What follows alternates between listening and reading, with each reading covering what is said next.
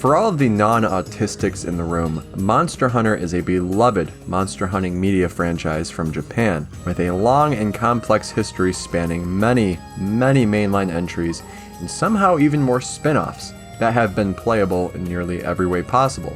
Monster Hunter has evolved like the flu, taking on very many different styles, shapes, and platforms, as it's survived an otherwise brutal industry where even other long-standing franchises are struggling to even get by. Somehow more than Monster Hunter is struggling. Wow. Very many of us gamers love Monster Hunter, and a lot of those fans who grew up playing old school, quote-unquote, Monster Hunter tend to have a bit of a hard time finding the same level of compassion and commitment to the new and shiny. And that's why it took me forever to get around to Monster Hunter. When I did finally come around, I knew I needed my first time to be gentle, so I picked up Rise. 8 out of 10 game, by the way, I'll die on that hill. Rise is not a great Monster Hunter, but Rise is a great game that simulates Monster Hunter. But because Rise really only simulates Monster Hunter, even a rookie like me could tell I was kind of missing out.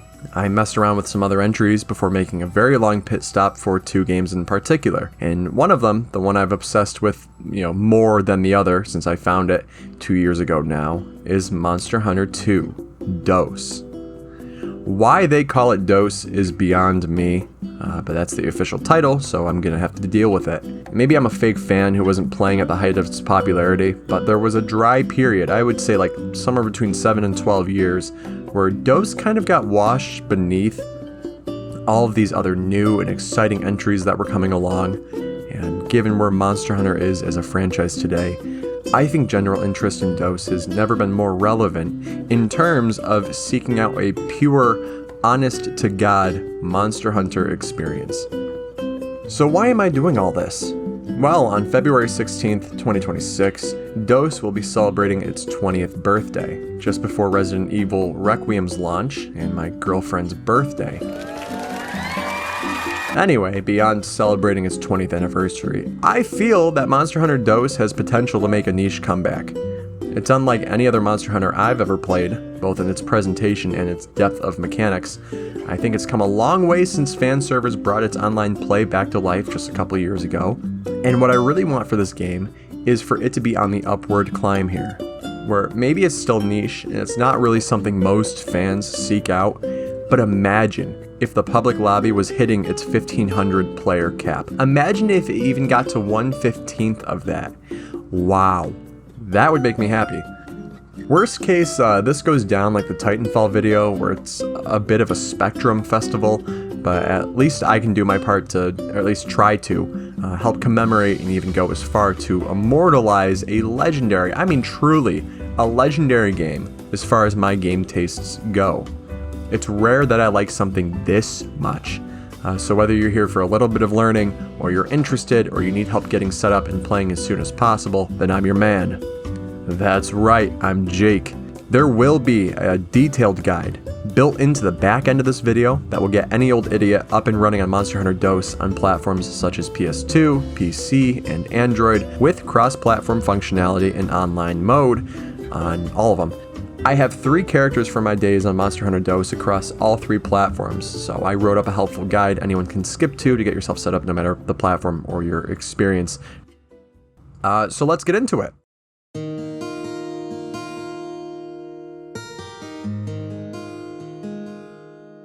First, I had to apologize a little bit. I'm trying to get ahead of the script here. I wrote this all last night, and I'm recording it now because I can feel myself getting sick, and maybe you can hear it a little bit. I can feel it, and I know in like a day, 2 days, this voice is going to be shot, and then I've got like a month before I can really record something at good quality again, so I'm just doing it now. Anyways, a little background on Monster Hunter. Why Monster Hunter DOS?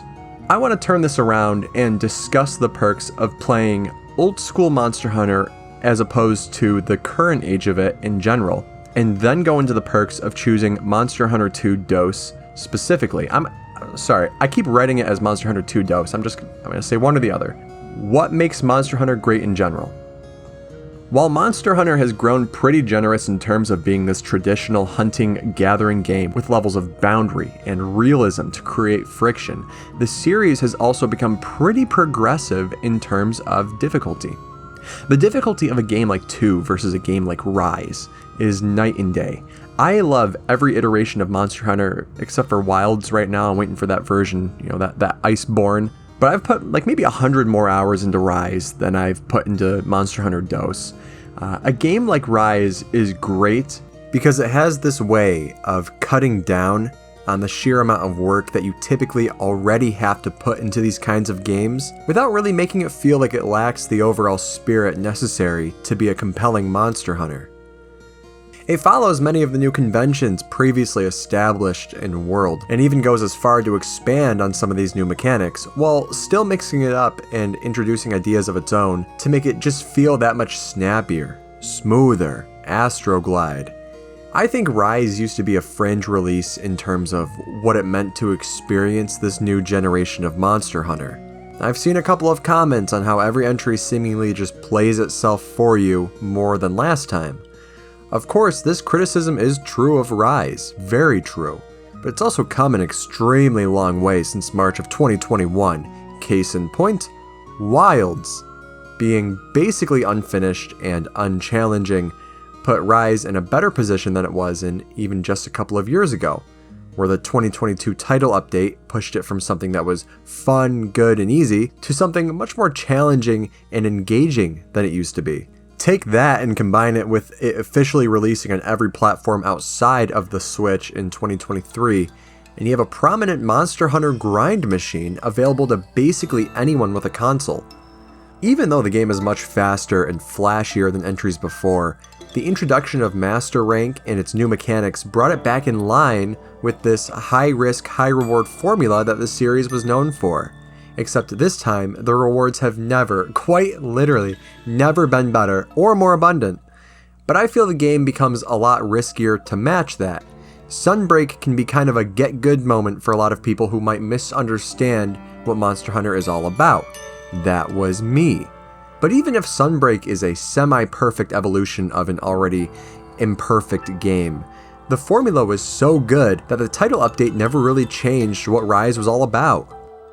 It's about fights, about monsters, about hunting them, about them getting harder and you upgrading your stuff to do more damage, and then just grinding it over and over. I don't know if you've ever played Hyrule Warriors. I love the original Hyrule Warriors, but it really is just a game to grind to, and that's what Rise is. Great for a while, for a long, long while. But after so long, you start to crave, that Monster Hunter feeling that you realize you're not getting it in Rise. It takes you a long time to realize that, but you're not getting it. Rise has all sorts of things that are just so counterintuitive to the Monster Hunter formula too. It wasn't really meant to be a hardcore game like that. Picking up items is as simple as just seeing them in the world and picking them up. They glow from a distance, they're plentiful. They're just one tap and you have it. Barely an animation to slow you down from the other things that you're going to be collecting. Inventory is barely limited in hunts and basically unlimited outside of them. You can filter for item spawns right from your minimap in case you're ever in need of materials. Not like you really need them by the time you hit Sunbreak. So if gathering and crafting is basically unlimited and you'll know what you're going to be looking for, / you don't need items by the time you get to Sunbreak, then why bother? Spirit Birds, Endemic Life. In a move that massively guts a dominant mechanic in earlier titles, Endemic Life is, as they call it in Rise, exists as a supplemental mechanic or additional incentive to get you to actually pay attention to the hunt beyond load in, go do damage to monster. They are simple excuses to coax you into running around the map like a madman and chasing down every glowing bird you see. And maybe you're going to pick up some items on the way because they glow, are easy to spot, are trackable, empty into your pockets with just one button press, and they just happen to be on the way to collect other map things. Just run around and gather collectibles. Because without having to seek out materials and items in a meaningful way, Spirit Birds and their stat buffs basically guarantee that you're going to be interacting with the world outside of just hunting monsters. And if you don't, maybe you die, so maybe it's a good idea to just do a lap and pick them up anyway. I don't want to mince words when I say Endemic Life is still an engaging and fun mechanic. Running around the map like it's Mario Odyssey is just a part of playing Monster Hunter Rise, and you might not like it, but that's just how it is. But you can definitely tell that this was a way to coax you away from just loading in and killing monsters right off the rip. Another thing Sunbreak went out of its way to patch. But we were that close to this being the problem in the first place because gathering doesn't mean anything anymore. Money is never ever a problem in Monster Hunter Rise. Not any of the many currencies it throws at you. Also farms. Farming is a popular concept in the Monster Hunter series, which is just basically any mechanic that allows for the passive collection of items that you'd otherwise have to go out in the world and find. It's passive. It just happens in the background. Rise has quite a couple of those, of course, and then there's tons of weapons, weapon types, weapon attack styles, lots of those RPG create your build elements that came from earlier Monster Hunters, now front and center here. Not like it wasn't front and center before, it's just Rise, it really pushes. In new school versus old school, most modern Monster Hunter fans are much more familiar with a new age of Monster Hunter. Whether you got on at World, Rise, or Wilds, or even sometime before, understand that Monster Hunter has become a lot more sophisticated and even comes in different flavors as it's continuously evolved. But you don't know what I mean. Old school Monster Hunter, what is it? Old school has a lot going on.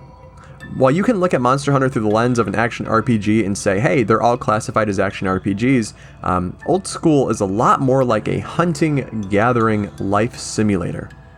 And Monster Hunter DOS does it, honestly, better than the rest of the old classics in that regard.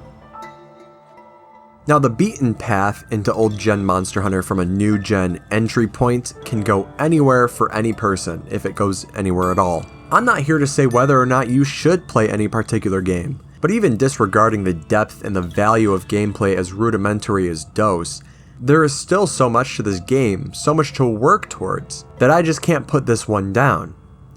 I like that DOS introduced 4 new weapon types: the longsword, the bow, hunting horn, the gun lance. Oh, poor gun lance, that sucks in this game. But these are in addition to the original 7 weapon types seen in Monster Hunter Uno. Combined, that's 11 weapon types. Both the longsword and the bow's performance in this game alone is reason enough to place this above the first. And if that weren't reason enough, older classes received key buffs too. Let's talk about sword and shield. You can finally use items while your weapon is out. Which, I don't know if you've ever played Monster Hunter, but that is a key characteristic of the sword and shield for every generation to follow as far as I'm aware. Great swords can now do charge attacks. Longsword is also an evolution of a katana-looking greatsword from the first game, but now it's its own thing, so I guess if you want to call that a key buff. Hammers gain the ability to KO monsters by hitting them in the head a lot. Heavy bowgun gets an equipable shield. Sorry for the lack of footage on these things, but you get my point. Not at all an underwhelming roster, even if the performance of 2 or 3 weapons is disappointing compared to some later games. In my travels seeking out the real spirit of Monster Hunter, there are many different parts of the formula that, from games 3 onward, I really enjoy. But I wanted to know where they came from, and I wanted to know if where it came from was even worth touching. A lot of things, obviously, in the Monster Hunter franchise started with 1, and then they went through Monster Hunter G, and that had some sort of effect on the translation, or not even translation, the evolution from Monster Hunter 1 to DOS. A surprising amount of my favorite things in the series, on large and smaller scales, started with DOS. Skill gems, those started here too, same with subquests, and while it's not a big deal like nowadays, Monster Hunter DOS did put a lot more emphasis in its offline mode than the first one actually did.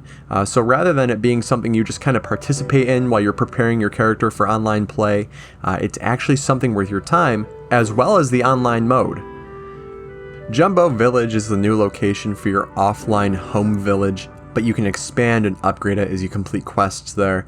And doing all the quests allows you to return to the original Monster Hunter 1 village. Seasons, obviously. Now, Monster Hunter DOS fans, we love seasons, so just give me a minute until I rip into them, because wow. All sorts of things received all sorts of quality of life changes, which is strange to say out loud about a game this old and difficult, but hey, it's true. First, Monster Hunter 2 is a janky old PS2 game. It's available on emulators both on PC and Android, and it can be burned onto a DVD and played on a modded PS2. I'm gonna say it right now because I'm not gonna say it in the guide. If you want to play this on your original PS2, it needs to be modded because you have to do stuff with this and then put it on a disc. You have to, and then Sony's anti-piracy. You need a chip. Someone will install a chip. I got mine done for like $80. But anyways, I've played it in every way, and on its original hardware, it is a janky old game. Maybe it's my HDMI adapter just making it look a lot worse while it's already janky enough, but it is horribly blurry and generally slow, depending on what it's loading. Oh, also, load times are slow too, and there are a lot of load times.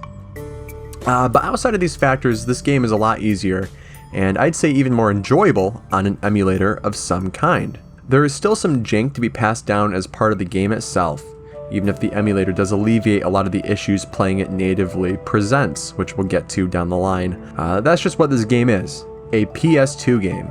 It's going to show its age a little bit, so there's this charm to playing it, especially today, that makes me feel the same kind of way that old school RuneScape or even the original Diablo makes me feel. With this being an older game by nature, there are honestly just a handful of key characteristics of an old school style Monster Hunter that can be easy to underestimate. To save some of the best for first, seasons. Currently the Monster Hunter game, with a clock quite like Majora's Mask for time of day plus season changes.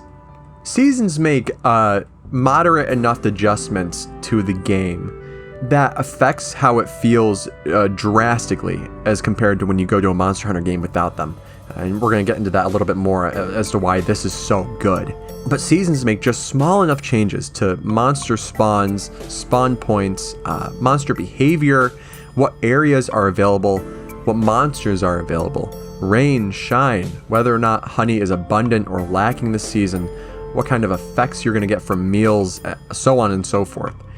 Just adding these seasons and playing to their strengths and weaknesses really adds an extra layer of depth to Monster Hunter that I'm honestly upset we haven't seen in a significant way since. Seasons are truly a relic of the old school days, and that it's a massive part of the struggle that I enjoy about Monster Hunter 2. One of the biggest differences I've noticed with DOS compared to any other Monster Hunter game comes down to its progression, and it's partly because of this seasonal change thing.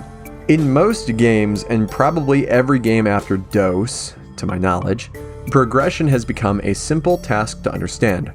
Take on 1-star quests, then 2-star quests. Keep going until you're done. Maybe get stuck along the way and you have to grind a monster a couple of times in order to upgrade something and continue progression. But otherwise, even at its best, progress is a line in those other games. Progress is a line in Monster Hunter 4 Ultimate, and I love that game. Complete quests, do the urgent quest, complete harder quests, do the urgent quest, etc. This system is a welcome implementation in later Monster Hunter games, but it doesn't really take away from the fact that you can only use this formula for so long before it feels like a tour through all the game's content, which, hey, that's fine, but we've been doing it for so long. I played Rise, that's where I would assume it gets the worst. DOS doesn't really do this though. Progress isn't linear. It's like the space-time continuum. Oh my god, how much time do you have? DOS demands very often, even when you wish it wouldn't. It demands you to take your time, and it punishes you rushing, just by nature.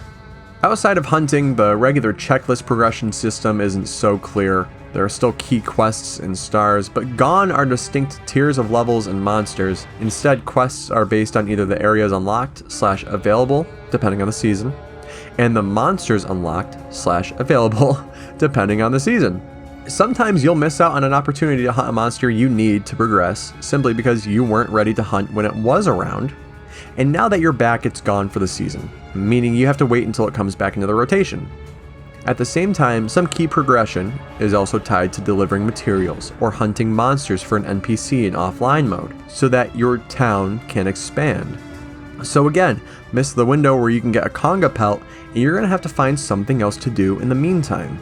You can stand around and wait, or pay a hefty fee to sleep through the night or the season, or you can make the most of it and really get down to hunting/gathering the resources necessary for the prime seasons so you can do more hunting and less gathering down the line when it comes to those prime seasons.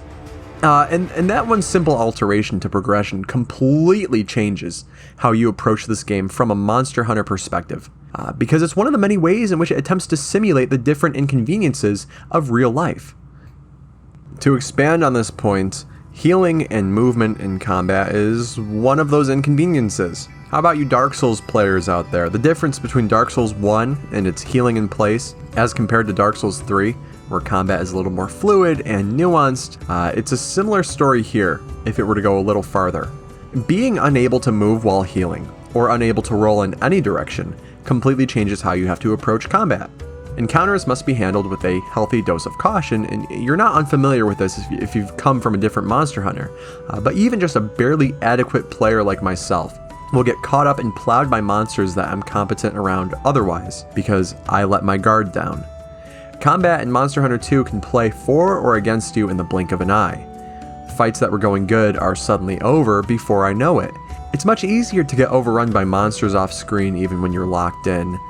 The combat is always moving a little faster than I am, and I find I have to actually critically think to keep up in a game where I am otherwise pretty slow, and I'm a fast guy. That being said, you can't use potions right when you get up from being hit anymore. I have to pay attention to the monsters around me, and then create space and time for myself to heal, and hopefully get as far into the animation as I can before something else hits me. Most of the time, being greedy for more than a couple of swipes on a monster is a bad idea. Maybe on the rare occasion, like you brought a great sword to a Hermitar fight, you can afford to wail on it, sure, but not usually, right? Not often. And because there are so many monsters to fight, you might not be familiar with a certain monster's attack patterns without some studying. 1 out of 3 times I'm fighting a new monster, I die in the first attempt, and there's something to the tune of 65 monsters to hunt in this game, give or take. Just saying. Traditional Monster Hunter retains many of the weapon types you see across entries. You know, for melee, there's a lot of options. Range, it's really just bow or crossbow. One weapon goes in between, the gun lance. But when it comes to choosing the weapon, that's really up to you. It's important that you pick one you understand. Some are slow swinging and require certain timing. Others are faster or more adaptable to the demands of battle. But why it's important to find out and realize what you're going to be using for a while is because now you need to upgrade it. All items you need for anything, upgrades, crafting, quests, these are items you must seek out and bring back yourself. With 20 slots of inventory space, there's a lot of stuff that you're going to bring back, put in the box, and you won't use. My best advice is to bring back what you think is most important, and if it sits in the box untouched for more than 2 seasons, think about finally using or selling it, right? You only get, what is it, like 100 item slots for game storage, and that's it. Monster Hunter has never been less forgiving in terms of gathering, but also in terms of stashing plenty of goods that you are just used to bringing back and dumping in your box anyways because you have so much inventory space, at least if you come from a future game, which is probably the case. Dose lacks any sort of farm. It has like a mine, but I'm not going to let that one count here. It genuinely lacks giving you anything useful at all, really. At least in terms of material, like what it's giving you. Monster Hunter 2 does a lot in terms of teaching you how to play the game. You just have to be willing to sit through the tutorials that the master is going to like bring you through. But because Dose lacks an actual farm, you have to gather what you need, then you have to find the gathering points on the map on your own. You have to figure out how the season might affect what you're going to get from that kind of gathering point. Weapons might be a little farther and a little fewer than like Rise or World, or I'm sure Wilds. But your weapon choices matter here, because you're going to need the parts to upgrade them, and you can't waste your time dilly-dallying collecting a ton of crap you don't need, unless you're just going to sell it. Speaking of selling, everything costs gold. Items, upgrades, quests, sleeping through the day or night, sleeping through a season. 25,000 gold might look good for now, but you're going to make your money and you're going to spend your money just as fast. I promise. Again, there's never been a less forgiving Monster Hunter in this regard, or if there is, I'd like to see it. I could talk the point home all day. The key concept that really differentiates old school versus new school is friction. Intentionally slowing you down through certain factors that actually require your attention and thought. From towns to hunts and back again, there are constant hurdles to be made, and even the easiest of mistakes might punish you. This sounds bad, and maybe that's because it is. A lot of things in this game you're not going to necessarily know, whether it's something I just didn't get to or something I haven't even run into yet. There are things about this game that one can only ever find out on their own. Monster Hunter DOS requires not a level of commitment, well it does, but really just curiosity. Because many sessions will be spent dying to monsters and just getting off for the night, making literally no progress. Others will be spent ironing out your own problems, because most of the game is something you can apply a little critical thinking to in order to succeed where you were once struggling.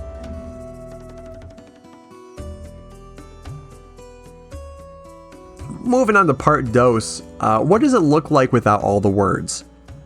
So a session, you typically log in, choose your character, village versus city. And until we further realize Monster Hunter 2 and start talking about online lobbies, I would just like to focus on it as an offline experience for right now.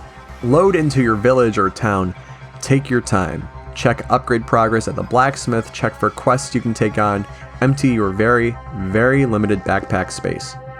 Craft items and reorganize your loadout. Try to have an idea of what you need in mind, because Monster Hunter 2 is a hunting and gathering type game. Am I hunting or am I gathering? When gathering, it's best to wipe your inventory as clean as you can get it and have an idea of what it is you're going to grab. Obviously, there's going to be the essentials, but because your inventory is restricted and it's up to you to gather most of your own resources, there's going to be things you're going to focus on and then things you're not. Especially at first, you're probably going to be grabbing, actually, you just do this all the time regardless. You're going to be grabbing herbs, blue mushrooms, and honey. Herbs and blue mushrooms are the only way to craft potions. Honey increases them to potions that actually heal you for a normal amount. So you're going to need to pick them up, a lot of them, over and over again. And then not if, but when your pouch gets full, you'll be looking to use combos to craft 2 or 3 slots worth of items down into 1. So you kind of need to figure a lot of them out and maybe even commit some basic recipes to memory, or you can keep the wiki open on your second monitor like I do. But you can craft, and you also have a certain % chance to craft garbage, literal garbage, meaning that's precious gathering time you're never going to get back. Books of combos can be carried in your inventory, and these mitigate the chances of crafting trash, but they take up inventory slots, and I think it's a clear choice for me. I just go to the little combo master gremlin in town, and he combines for me so long as I've tried the recipe before, and then he even takes stuff out of my box for me, so you don't have to say the game never did anything for you. Oh, it costs gold. Now when it comes down to materials and actually playing, I'm racking my brain for other things I want to get. You can mine, fish, and catch bugs alongside your regular gathering, slaying monsters, crafting things, but these few side activities require an actual item. You know, pickaxe, bug net, fishing bait. Then you have to figure out where on the map you can stand on to participate in these activities. Alternatively, you can find these things on the map called maca pots. And it took me a long time to even figure out what these were supposed to do, because I think it's kind of a translation error here. So every time you look up maca pot, Monster Hunter DOS, you're not really getting anything. And then I found it. You can combine these pots with other items. This is basically so that you can bury the pot with the item in it, and depending on what you used and how many minutes it's buried for before you dig it up, you will get a certain item. There's even a spreadsheet on the wiki to help you out. Good luck. Feeding yourself through the duration of a quest is necessary, and you can only get so far in the few rations the game provides you. So you'll probably be hunting herbivorous creatures for their meat and using the barbecue spit in-game to turn all the steaks that you can bring back with you. It's helpful to do this earlier in your gathering run because it requires 3 inventory slots minimum. 1 for the barbecue spit, 1 for the raw meat, 1 for the cooked meat, and then it could take 5 inventory slots, 1 for a rare steak because you messed up, or 1 for a burnt steak because you messed up. And that's something I haven't really brought up, is the map. Why did I put this here? Okay, whatever, I wrote this, so I'll just ride with it. Gathering points range from painfully obvious to so hidden that it took me 20 hours of running past it to even realize it was there. There are map guides out there, but most of the guides you might find revolve around Monster Hunter Freedom 2, which is basically a lesser remake of this one, with a lot of content in common, but like it's not, don't play that one, you're better playing this one. But just keep that in mind, because those guides have a lot of overlap with this game, although not entirely. And while a glance at the wiki is nearly inevitable over the course of a playthrough of DOS, even the official DOS wiki is only going to be so helpful for as much as it actually is. So you still have to figure out some things on your own as you play. And you have to apply yourself. Remember in high school being told you have to apply yourself? Well, now, this is the real deal here. Apply yourself. Ideally, I start my character with a few gathering runs, especially since you start in the warm season. Monster Hunter DOS was crafted pretty intuitively, I think. For as unrealistic and cartoonish as this game can come off, there's a very solid foundation of frustration or realism behind everything. The friction, the worlds, seasons, how things change between them, and then you, caught in the middle. But then after that, maybe you're ready for some hunting. So okay, hunting. Congratulations. It took me a long time to figure out what was even going on. It took even longer to hunt my first bulldrome. Now that you're getting set up, what does a real hunt look like? Well, go back to town, and let's talk about it from square one again. You need to go to your house and empty your inventory. All of it. I've had too many quests, where I return from town and start another one, just for there to be no space for any items because I'm still full from last hunt because I forgot to do this. Don't forget to dump it all in your stash, and when you do forget, remember that pain. That's a special kind of sting that after a while you're sure to start avoiding. Before the house, you can probably check for quests just to see what you might have to go do or what you might need. Or if you don't like the quest, you should check for that too. You just need to make decisions in town that's going to help set yourself up for your next hunt. I bring it up after the stash thing because stashing your stuff is, I would dare say, most important. And then running back out here to check, and then running back to the house to prepare can feel like an unnecessary chore, even if it's not. It's better to do that than to go into a hunt unprepared. It really is necessary. It's part of plotting and prepping. The power to succeed a hunt is ultimately up to you, what you're going to do now, and what you've collected or upgraded so far. The bed in your home can be used to skip to night, or day, or to skip the season. I do it when I don't want to do my current quests. I do it when I hate the rain or need it to be daytime or need to get out of cold season so I can hunt and gather effectively. In the same room, there's a kitchen similar to other Monster Hunters. You can make a meal and receive various buffs depending on what you make and what season you're eating it in. It's another one of the cool things affected by seasons, I think. Jungle onions in a recipe during cold seasons are going to affect you much differently in breeding season. And then you gotta craft your stuff. This is why gathering runs are essential. This is why it's fine to just sit down for a night and do nothing but like hunt and gather, like light hunting, but more gathering. So this is why I tend to do a few gathering runs back to back, especially when I'm just stuck in a cold season or in a spot where I don't really have anything else to do. Because before you know it, you're gonna have 50 potions and traps and bait and upgrades.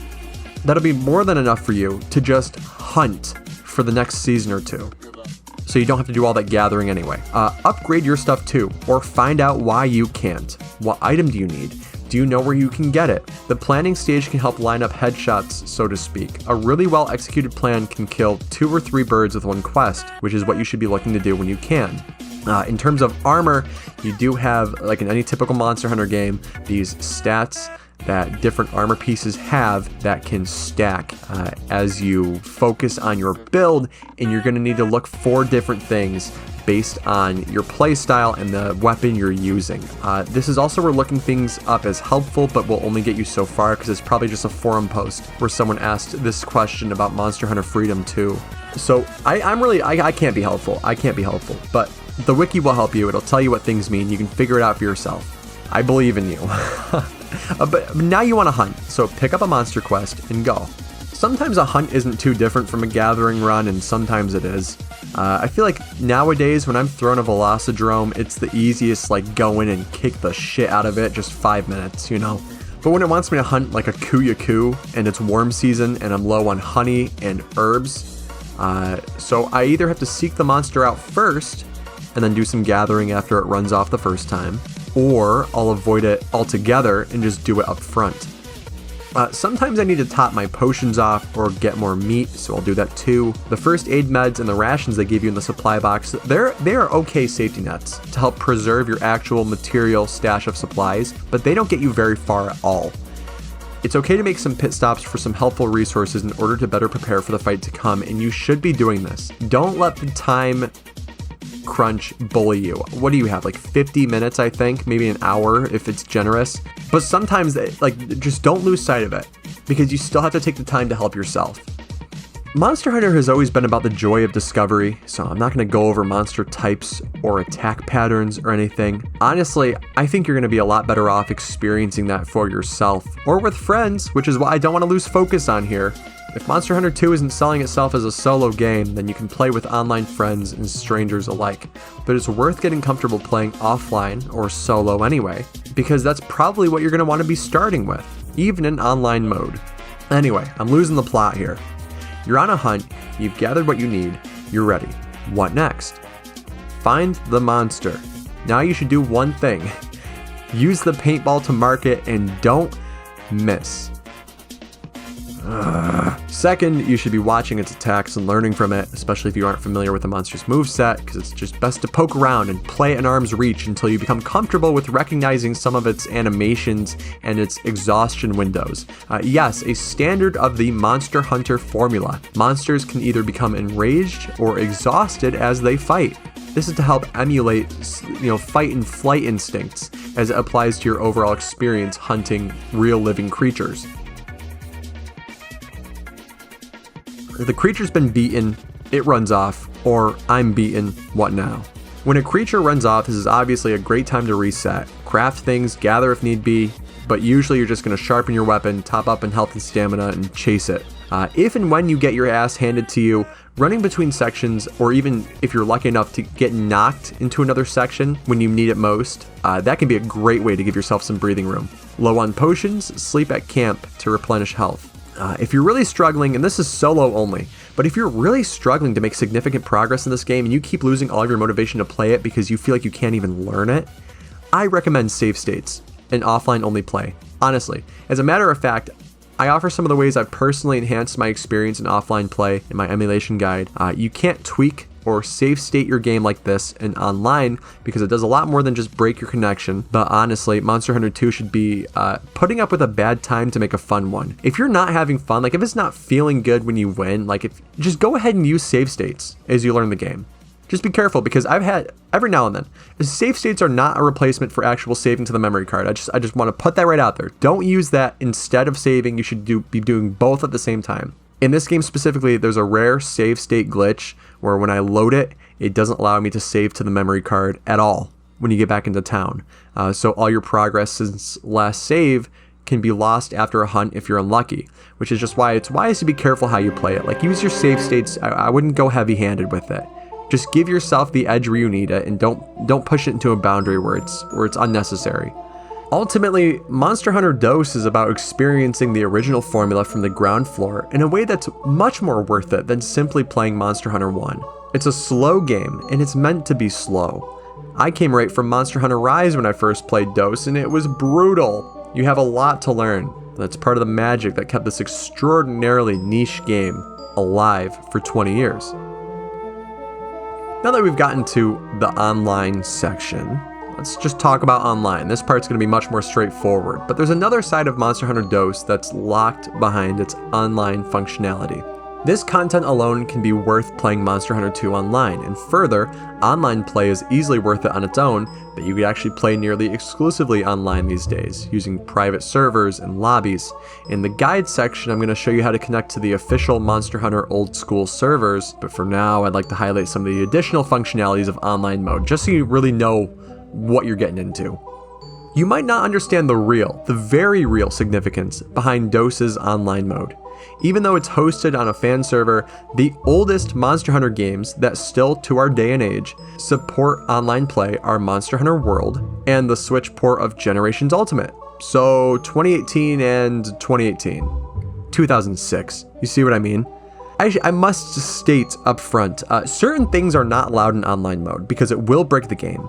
This obviously applies to cheating, but this also applies to speed settings as well. In order to maintain a stable connection, or even start a lobby with other players, your emulation speed must be at a flat 100%. That, no save states, no emulation pausing, and also just please be conscious that you should log out of the server before quitting the game. In other words, be mindful that you're online, that these are fragile servers for an old game, but if you treat it with some respect, it's going to come back around.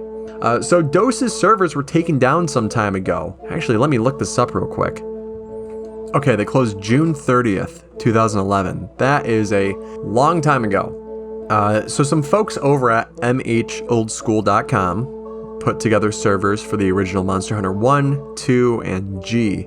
These went up just a few years back, I'm pretty sure, I think 2023. And over time, they've slowly developed and changed it for the better. And this is phenomenal news. Monster Hunter places such heavy emphasis in online play right from the very first game. So A, it meant a lot that they even decided to flesh out the offline experience at all. And B, you're missing out a lot. I mean, there was like I said earlier, a long dry period where like Monster Hunter DOS, okay, no more online servers, and it's kind of just an old Monster Hunter game. Who gives a shit? For as great as this is, you're going to be able to see what I mean when I say that there's just another side to this game once you delve into online, and you'll see it for yourself if you really do it. But what's in store for you here? Well, 10-player lobbies, server event quests that rotate daily. Originally, only 2 server events were active at a time and rotated every 2 days, and then Capcom made room for 3 event quests that rotate every 3 days, that were only accessible between 12 p.m. and 5 p.m. Japanese time. Nowadays on this server, 3 events rotate daily. They're available 24 hours a day. A much welcome addition to a less popular age of DOS. Because there are event quests, there are many event monsters exclusive to the online mode. These tend to be higher ranking than monsters you may ever find in offline, and with them comes some new armor and maybe new weapons. I'm certain about armor, don't quote me on weapons. Shops rotate daily based on server time, and they still rotate accurately to the original server, and there's actually a site somewhere where you can check the server's current merchants, season, and time of day. Speaking of, season and time are also based on the server. Seasons rotate once every 25 hours, a lot longer than it takes you in offline mode to progress a season, and there's no skipping. This really brings back that point earlier where I said you have to find something to do and work around some less favorite seasons. It sucks, but deal with it, you know? Time of day also rotates once every 50 minutes. There's Grand Tournament, which is a 1 versus 1 player versus player option for those of you really itching for blood. Forgive me if I don't show this and maybe a couple other things. I only have so much time to collect so much footage. Town Sieges, not terribly unlike sieges we've seen in games to follow. They're available and they're basically how they sound. The town is under siege by a big monster, break parts, and take it down before the time runs out. There's an arena mode, which you can challenge certain monsters in an enclosed area with no escape. Also, dojo mode. It's like Monster Hunter 2 if it were actually hard. God damn, what is this mode? You'll have access to all your regular shops in town, but you can join lobbies of other folk looking to sign up on quests and start hunting. You can absolutely loiter around online. I think Monster Hunter really was just meant for that, and you could probably replace a lot of your offline experience with online, considering it's the same game but more. Not really the same game. There are reasons, I need to say this, to play offline mode, but, you know, Monster Hunter was always about the online, so if you're going to do it online, then go for it. That, and you know the normal route of progression that's so different in Monster Hunter DOS. Well, it's also a little different in online because different maps are available from the get-go, and maybe you'll get some different quests, or you'll get carried along on someone else's quest to fight a monster that's leagues ahead of you. Now, the server population is maybe low enough to make you second guess whether or not it's even worth it.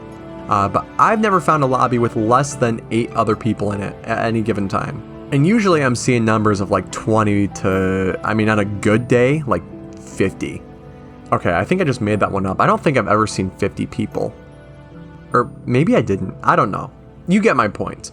a lot of these people in these lobbies are going to be a little bit higher hunter rank than you if you just started a fresh character, and you're going to have to prepare beforehand. That's why I took my time going through the offline game, because although you can absolutely start it up in online play and start building your hunter rank, you may still have to keep your expectations at bay, especially when you're starting out. There's no getting around it. There's no rushing, nothing you can do except to bite the bullet. And when the time comes, when you do go to hunt with other players, then by God, remember this.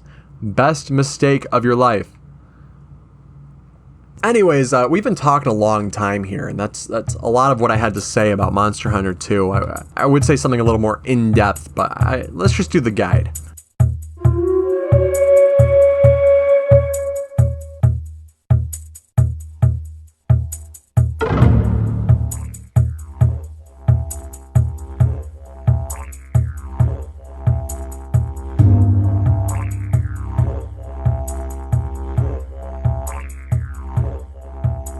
I didn't say this before, so it doesn't matter if you skipped to this part, but Monster Hunter DOS was a massive game, but it was exclusive to Japan, because it only had a slim cult following in the rest of the world, so DOS never made it to American shores. This is a big deal, because the entire game is only in Japanese. I mean, you haven't seen Japanese yet, so you know I'll show you how to change it.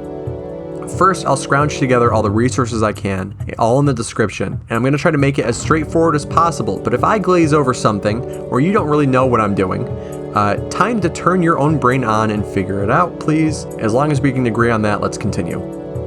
First, you'll need to pick your preferred ways to play.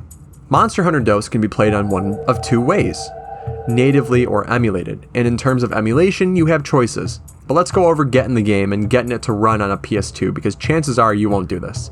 First, you need a Japanese copy of Monster Hunter DOS. I prefer the .iso format simply because I used that to burn to a disc for my PS2. It needs to be that format for the disc here. But also it's worked for my emulators, so you can't go wrong. It's not that big a game. You're not saving space by doing the other format. Don't pirate. Okay, ask a friendly fox, a flaming fox, even. Next, you'll need to download the Break Arts English patch from their website. There's an optional patch that I do recommend too, separate from this English patch, called MH2+. This isn't necessary, but it does a little bit of work behind the scenes to make this game feel a lot better. One of the biggest changes is to the control scheme. On the original PS2, your right stick is actually your attack input. This patch should change your control scheme to more closely match the modern control scheme, where your camera is now the joystick, like usual, and your attack inputs are the buttons. I'm not really sure what else this patch does. The website will tell you. It's just been a while, so I forgot. But I should note that patching this specific patch to a real disc will not load on my PS2. So if you really want to burn the disc, go through that. Then you just stop at the English patch. If you're emulating, do what you want. This won't break anything in terms of play style or online. This isn't really a mod. But next you have to patch your game. I only know how to do this on a PC, and I'd be shocked if you could show me how to do it without one. You'll need a bit of software called X Delta Patcher, right from their GitHub. Open software and follow the steps. 1, 2, done. Simple as. Now to play this on a PS2, you're gonna have to burn your file to the disk, so put it in the PS2, and ta-da. To play this on an emulator, you can go ahead and use PCSX2 on Windows platforms. I love this emulator. It is great. It is, industry standard, right? Can we all agree here? An Android fork of this specific emulator, now known as Nether SX2, can be used to emulate this on Android platforms. I imagine a setup where you use a phone and controller will work, though I think you get the most out of Android emulation when you use a dedicated handheld. So I'll be using the most recent release of Nether SX2 using my Odin Mini 2. In terms of a BIOS file, I'm 99% sure that my emulator uses the Japanese BIOS for the DOS in particular. BIOS is just your internal PS2 hardware, something you can pick up online. Though you shouldn't, because it's subject to copyright and piracy laws. So please, take basic steps to protect yourself before you go online. just in case you come across one of these dirty stinking pirates who's trying to hand them out. All of the platforms can access online functionalities all on the same server. Even Android can, and honestly that's part of why I'm making this video, because I just figured out a way to do it on my Android. That's the craziest thing. I play a lot of Monster Hunter 2 on my Android. PS2 is actually, if you would believe it, the hardest to get working. You need a separate network adapter for the back of your PS2, and then you have to go into your DNS settings and basically do what I'm going to be doing in the emulation settings for this emulator. You know, I don't really think anyone's trying this on native hardware, and if you are, you already have everything you need. For PC SX2 and Nether SX2, the settings I'm going to be combing between them are identical, both in layout and in wording. One's in the Android flavor of settings, and one is a proper Windows settings menu, but the technique is functionally identical. Trust me, I just did it. In either version of your emulator, we want to adjust settings, but not global settings, meaning don't go into your emulator and on the top left, click settings and then you're there. No. Instead, right click or hold down on Monster Hunter DOS, the game, once you get it in the emulator, and click properties. This way we can adjust the settings here. It's the same settings that you'd be seeing globally, but you can adjust them here without giving you a global headache to deal with down the line. Now that we're in settings, go to the system settings page, a second page, and select the network and HDD option.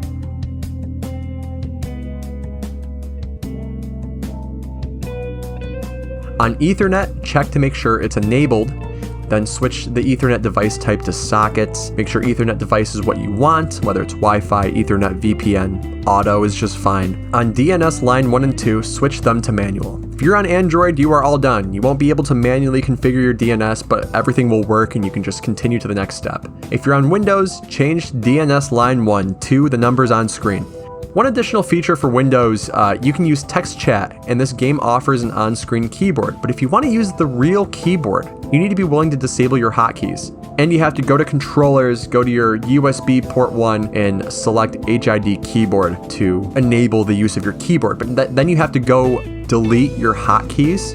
So you can either create a controller profile, and I'm not going to explain that, to limit this to Monster Hunter DOS. At least you can create the profile. And if you're like me and you don't care, just go to the hotkey section and right click on every hotkey to remove them all. I didn't use them anyway, and I like to type in lobby.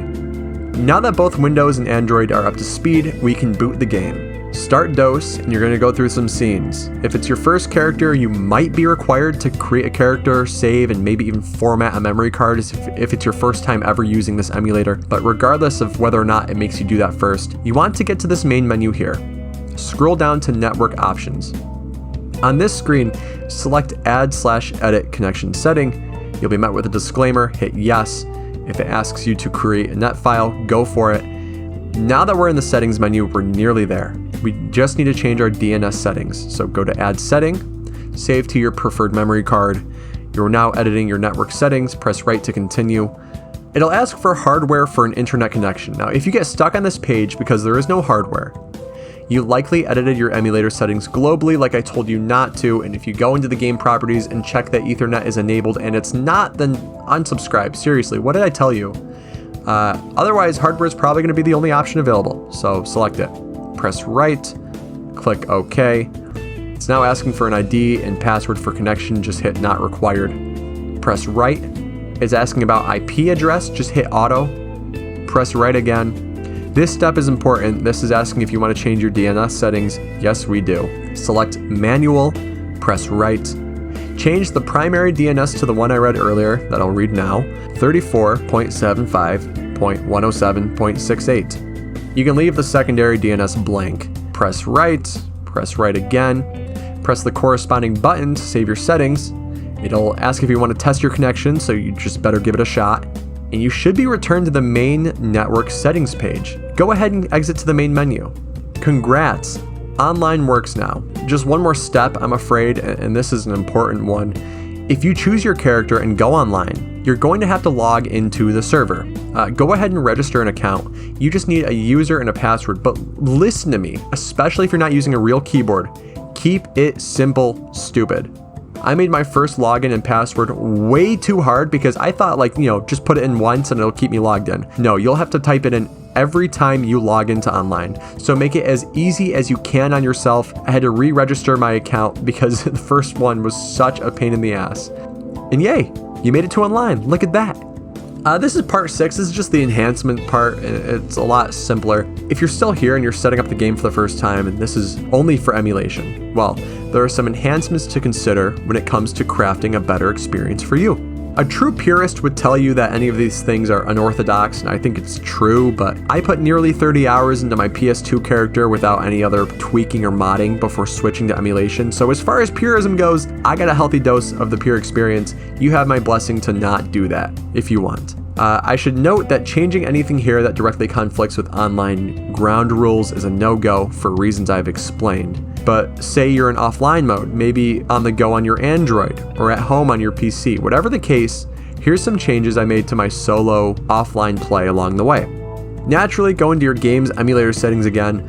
Graphics, I set the upscaling to 3x. This is a pretty non-demanding task on most relevant hardware. This won't break any online rules. I actually think you should just do this, period. The game looks great with it. And this setting actually falls in line with the last thing, but I like to change the post-processing filter, or whatever they call it, in the same tab, I think. I turn my brightness up to 60, contrast to 60, and saturation to 55. I think it looks great. I'm a hobbyist photographer in my free time, and I think this gives it an extremely subtle boost to its graphics, just by giving it a very gentle nudge to these values here. You can feel free, if you feel like it's a lot, just leave them all at 55, or even take the saturation down to 50 and just bump up brightness and contrast to 55. You don't have to do it at all if you don't want to, but I've stared at this game a long time. I think this is a good way to look at it. Next, this involves emulation speed, and that's where it's incompatible with online play, except that you should be able to adjust this whenever you want, and it's not a big deal to do it. I do enjoy the slower pace of DOS, but there is something about giving it just the slightest speed boost in offline mode that makes it feel like a much snappier and more reflexive game. Here, I prefer to change emulation speed to 110%. Instead of the standard 100. This can be done multiple ways. Directly changed within the emulator, you can adjust turbo mode if you want to come down from 250% to 110%. And then just select the turbo toggle whenever you want to switch from online mode to offline. I recommend having the stats in your right corner to show you what your speed is right now, so that when you go to log in online and you see it at 110, nothing will happen to you. You won't get banned, you won't get kicked. You won't be able to join people because the connection problem there. Your game's running too fast.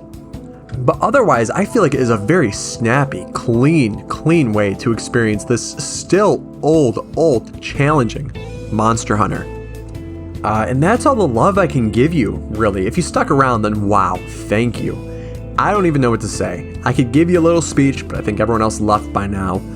So thanks for coming. I hope to see you out there. If you'd like to consider joining the MH Old School Discord, go ahead and scan the QR code on your login screen next time you're around and just give a shout and chat. I would love to play with more people, and I'd really love if even 4 more people learned about and started playing DOS just from this video. So let's keep the energy going. So let's talk about your experience with it in the comments, or I don't care. Whatever, I'm out of here. See you when I see you. Thanks for watching.